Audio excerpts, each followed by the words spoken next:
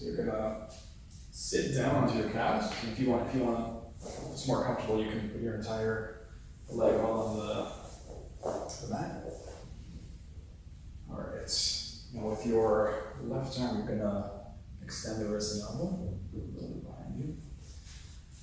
You're gonna keep your chin tucked in, just crown the head out. With this arm.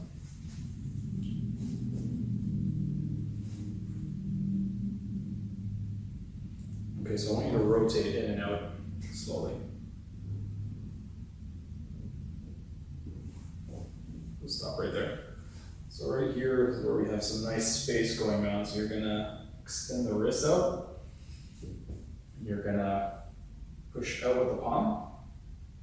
While you're pushing out with the palm, you're keeping that chin tucked in, pushing up with the crown of the head.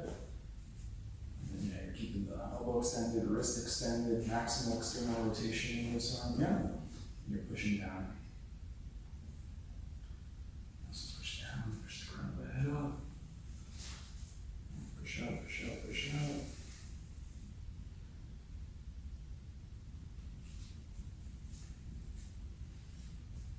Bring your head back a little bit. And keep that chin tucked in. Yeah. Push the crown of the head up. Bring this arm down a little bit. And a little back. Yeah. Push out. Give you a little bit more wrist extension over here. Push out.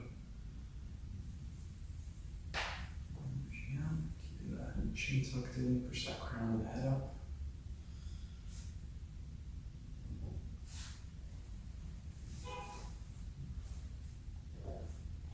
Now, keep pushing out. Bring the arm in front of you.